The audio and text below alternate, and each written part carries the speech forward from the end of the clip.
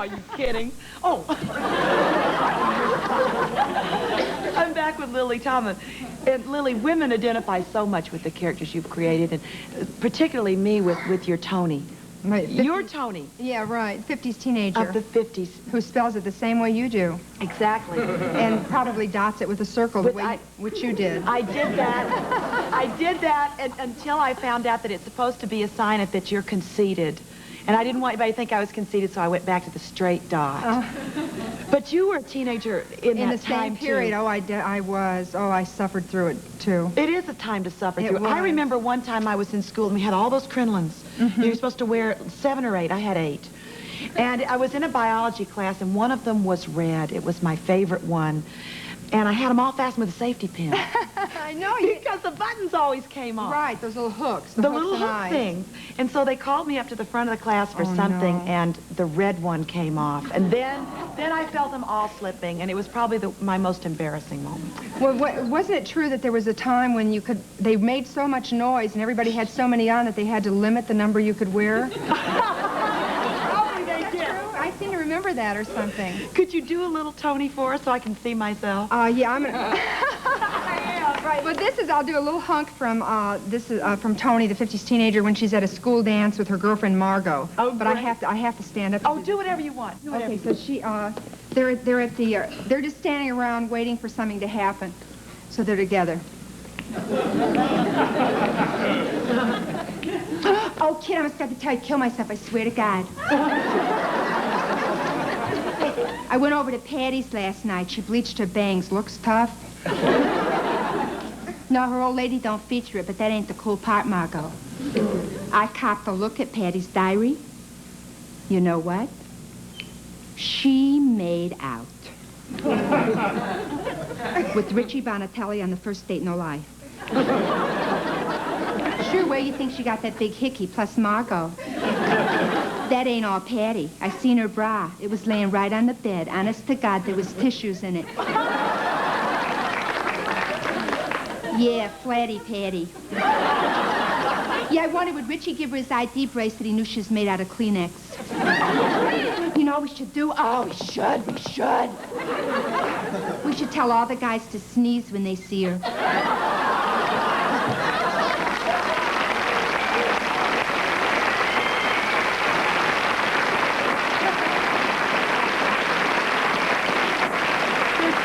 Detail to your people, and it seems to me that you see more than we do. I go through life and just pick up the essences of things, but you observe every little detail of people. Is that why you think you're able to create your characters that are so real? I don't know. You know, a lot of times I think I'm having a harder and harder time to create characters because I think I built everything on the first 15 or 16 years of my life, you know, and all those experiences are so indelible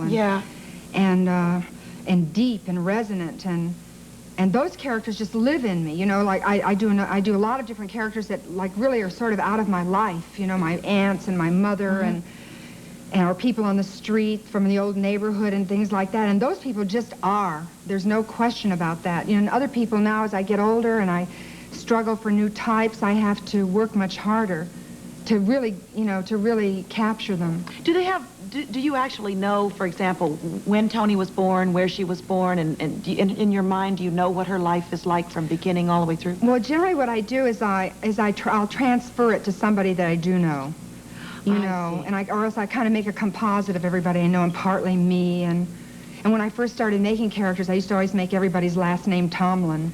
Because somehow I thought they all had to be sort of related or something. Related to you. You were one of the first women who successfully created a male character when you created Rick, the singles bar guy. But now you're creating another man. Right. Tommy Velour. Who is it's a wonderful name, who is the epitome of the Las Vegas lounge lizard type. Right. Well, he's really a headliner. He's a headliner. Okay. And you were nice enough to let the camera crew come in and... Well, I'm creating him for a special I'm going to do on CBS in February, so that's why I was working on it in this environment. So we have a chance to watch Lily actually putting a character together and creating him. And here it is as she prepares him in his television debut. Spring was never waiting for us, girl. step ahead as we followed in the dance. Let me sing that first part over again. Spring. Oh, he should have a cigarette, too, though. Definitely if he's singing about spring, he'd have a cigarette. I want to dedicate this next song to all my friends all over the world.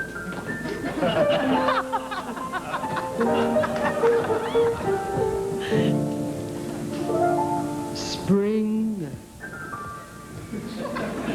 was never waiting for us, girl.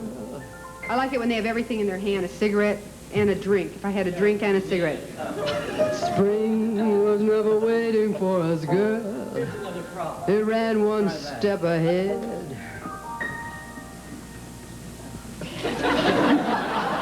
I'll put the drink in this hand. Spring. Hey, don't push me, Lou.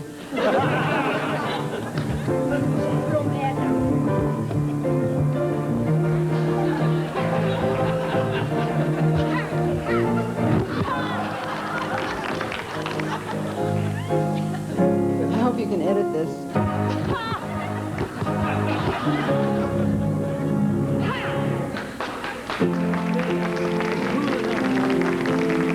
Then he gets to put the mic away.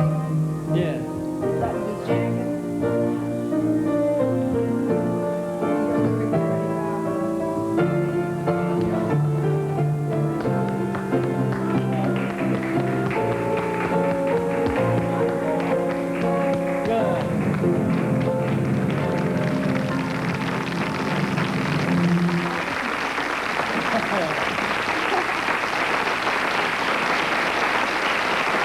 To give you an idea of what time, I've got to tell you, first of all, the band is over there going crazy because they have seen him many times. To give you an idea of what Tommy's going to look like, here is Lily. Let me make sure I don't have it. There he is. Tommy Velour. This is Lily as Tommy Velour. Listen to Rusty. He knows him. Lily, thank you so much for coming on Oh, and it's for my sharing your pleasure. new character with us. And the movie is 9 to 5, and its wonderful star is Lily Tomlin.